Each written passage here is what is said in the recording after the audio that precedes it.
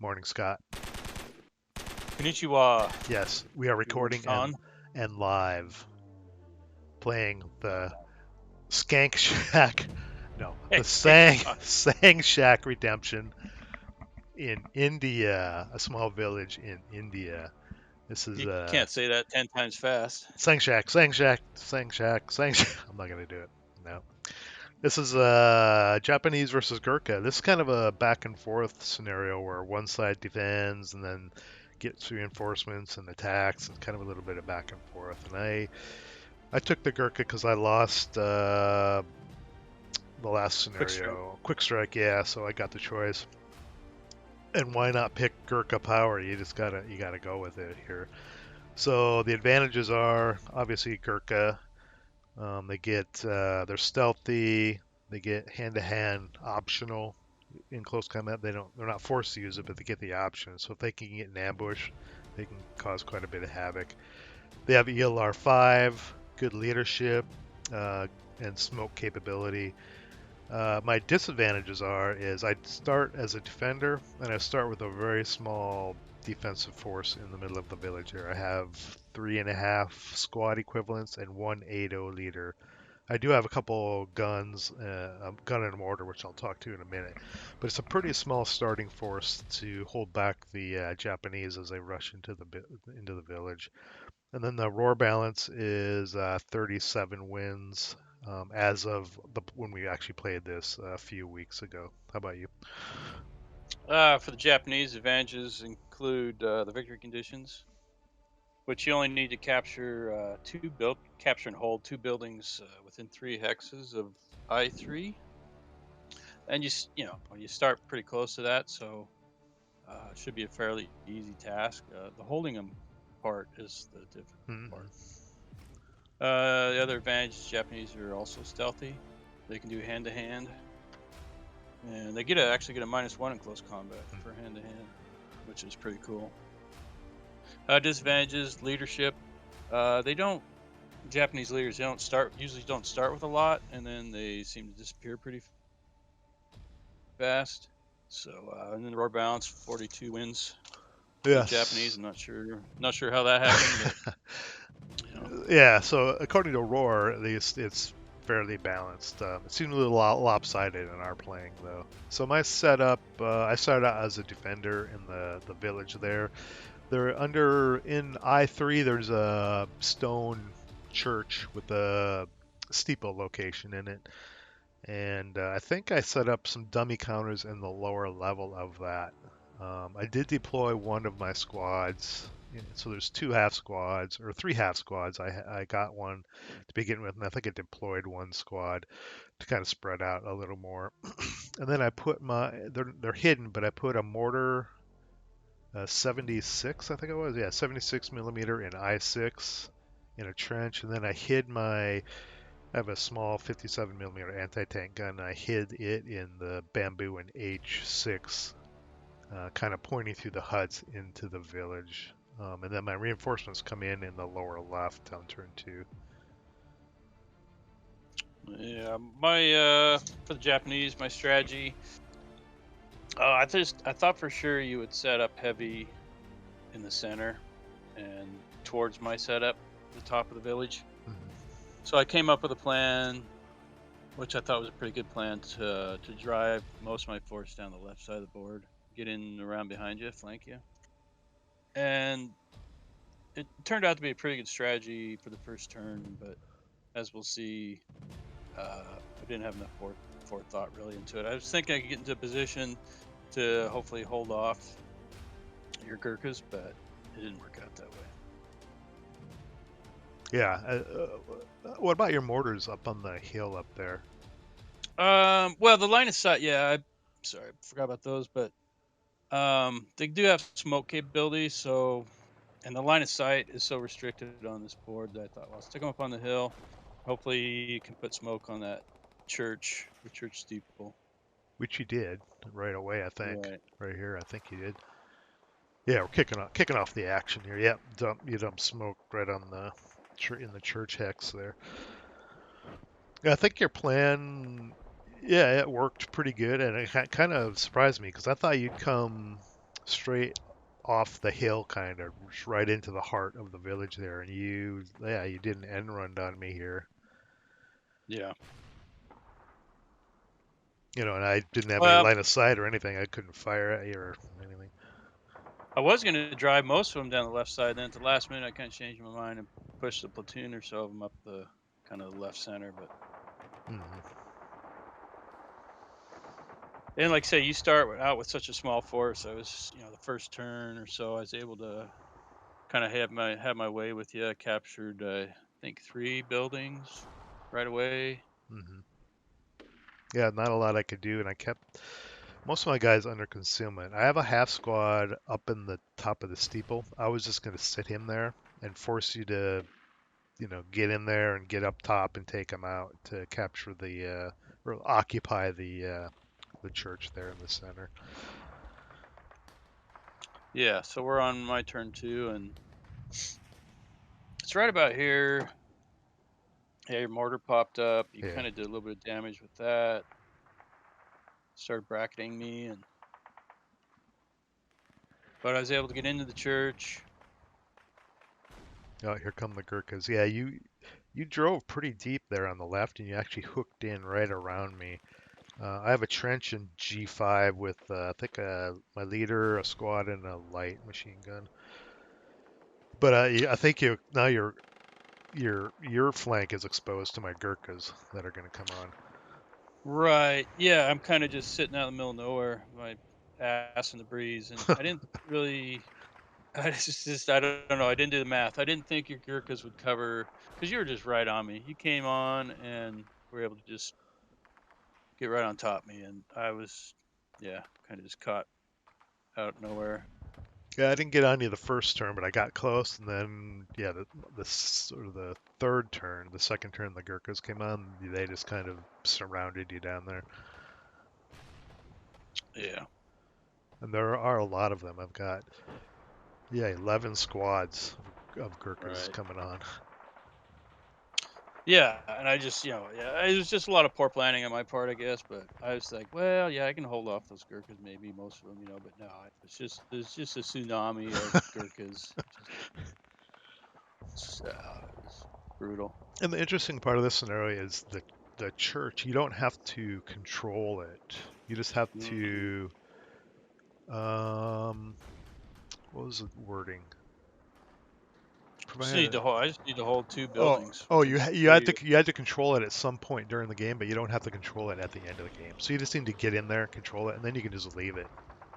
It is a stone building. You may not want to leave it, but you don't have to control it at the end. Oh yeah, yeah. Yeah. But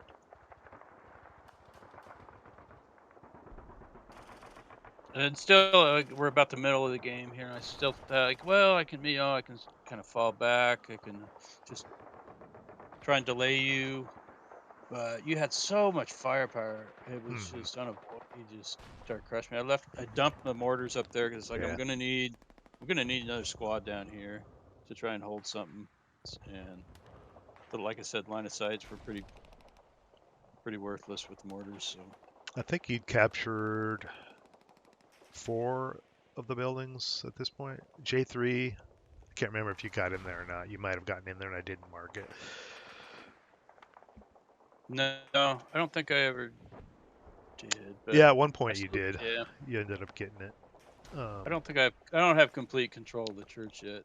There But you do. You do got it now, right yeah. there. There you go. So I have to capture back 2 of those buildings.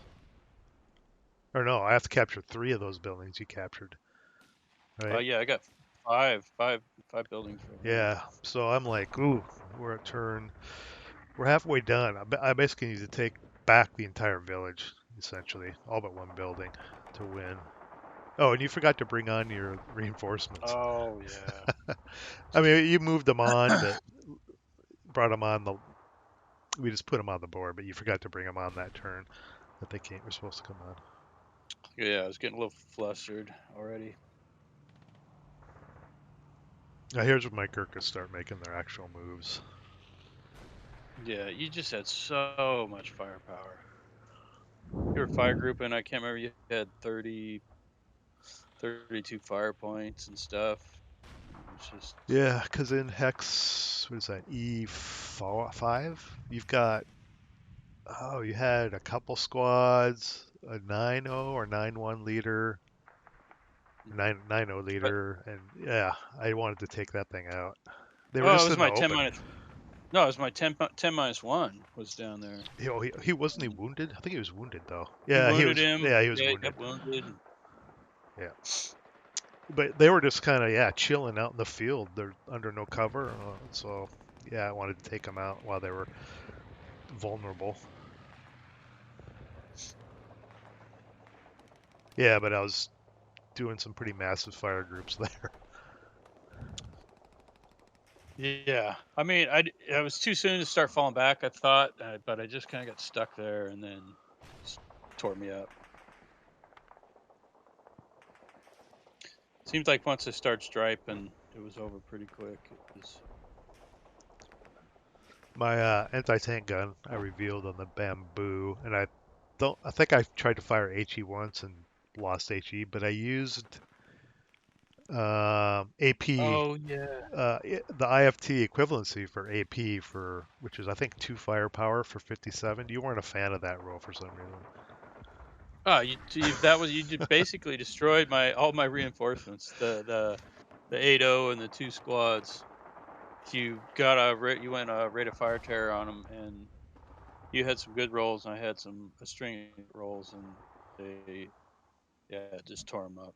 You were firing through the hut and Yeah, like two 2 orchards, bamboo or hindrances. yeah, two orchards. Yeah, as you ran through like L1 K1 or something, I hit you Yeah, couple right here. Yeah, wounded a yeah. leader, and Right away. What I roll? oh, I rolled a Rolled some 3 to hit and got rate. Yeah, stripe something. Another demonstration of how 2 firepower can impact the game.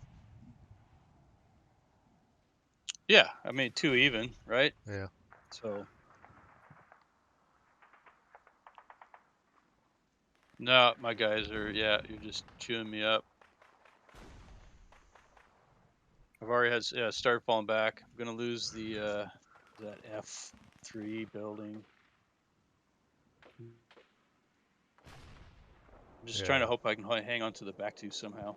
I mean, the church you're gonna have, it's a stone building, so I didn't really need it though. I just wanted to get into it as a base of fire, I guess. I was pretty confident but I I was going think to you get can. F3 and J3. I need to get one of those back buildings still. As we learned in Elst, stone buildings on the if you can put smoke on them, yeah, stone buildings nothing to take. Right. Yeah, especially if you've got a swarm of Commonwealth If you units. have the numbers. Yeah, rushing in because you fire on it, you're not going to get anything. You just rush into the building and take it in close combat. I think we're getting close to the end here. Yeah, I'm swarming now. I'm just like Swarming. running through the fields, knives out. I'm trying to spray. I'm trying to put down as much as residual everywhere as I can. But yeah, I'm just totally outnumbered at this point.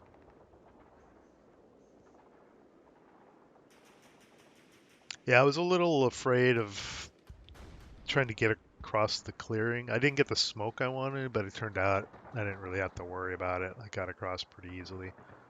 Hmm.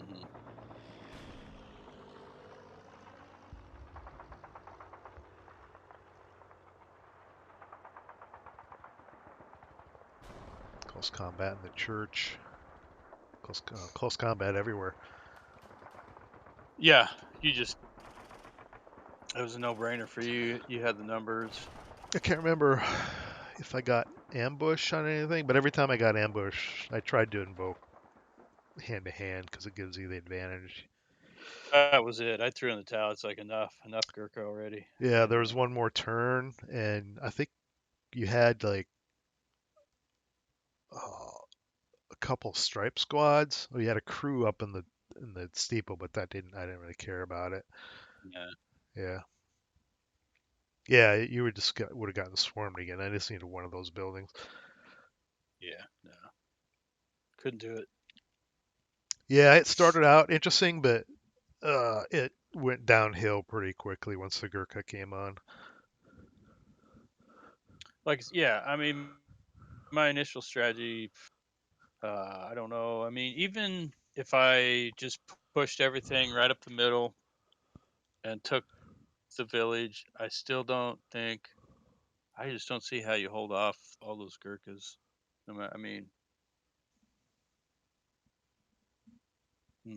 there's just not enough open ground. You can't really spread out too much because there's no fire lanes anywhere really to speak of. No, I mean there's coverage everywhere except through that strip of clearing kind of. There's like that cut through the village. Everything else is orchard, bamboo, woods. And you have the allies have a decent amount of time, really. I mean, Yeah. let's see, you got one turn left. I mean, I could see it being tough, but Japanese. I think the Japanese need some luck. Tail of the dice. The game didn't. You got screwed at the end of the game, and it shows right here, right? Your Okay. average was like moving average was up around 8 or 9, and mine was down around 6. So that was pretty even up until that last turn when I did my bum rush and your dice roll went to hell. But I'm not even sure if you would have rolled decently if it would have helped at the end there. Well, I mean, I guess our snake eyes are about even, but Yeah, as usual, I've like twice as many boxcars as you do, and your favorite dice roll, boxcars. you rolled a lot of sevens. That's Yeah, not too bad. above average sevens.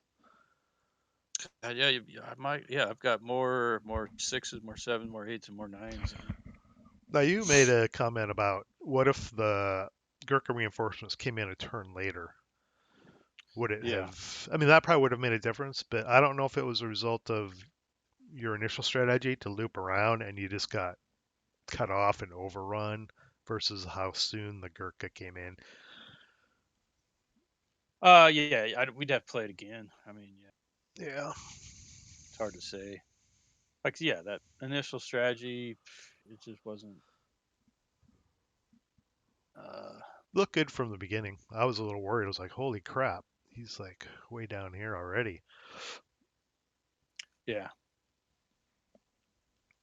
But Uh, I didn't need to be down there. no. It just let your Gurkhas get at me sooner. Yeah. I think a better strategy would be to just, don't go past past the church. Yeah. Just trying to hang on to all that. Well, I doubt we're going to play it again because next we're playing Chinese Japanese. The drive to Tirzong, I believe it's called. So we'll pick that up in a couple of weeks. Alrighty. Ciao. Sayonara.